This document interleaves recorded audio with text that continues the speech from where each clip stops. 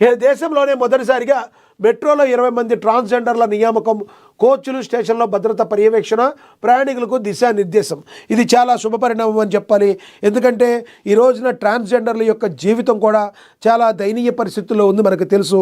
మరి భగవంతుడు ఇచ్చిన దానికి మనం ఏమీ చేయలేము.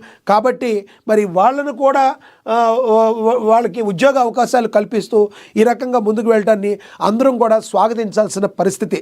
మరి ఈ రకంగా వీళ్ళకి ట్రాన్స్జెండర్లకు కూడా ఉద్యోగం రావడం అనేది మరి ఈ రోజున మిగతా వాళ్ళకి స్ఫూర్తిగా ఉంటుంది. మనకు తెలుసు, కొంతమంది ట్రాన్స్జెండర్లు కొంతమంది ప్రజల్ని ఇబ్బంది పెడుతూ ఉండేవాళ్ళు కూడా ఉంటారు. వాళ్ళు భిక్షాటంలాగా చేస్తూ అడుగుతూ ఉంటారు, డబ్బులు అడుగుతూ ఉంటారు, ఇవ్వకపోతే దాడులు చేసిన సంఘటనలు కూడా ఉన్నాయి.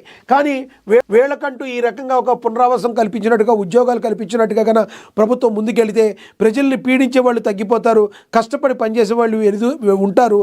తద్వారా ఉద్యోగం ద్వారా దేశానికి, రాష్ట్రానికి సేవ చేసుకునే అవకాశం కూడా వీళ్ళందరికీ కూడా ఉంటుంది. ఇది చాలా శుభపరిణామంగా మనం చూడాలి.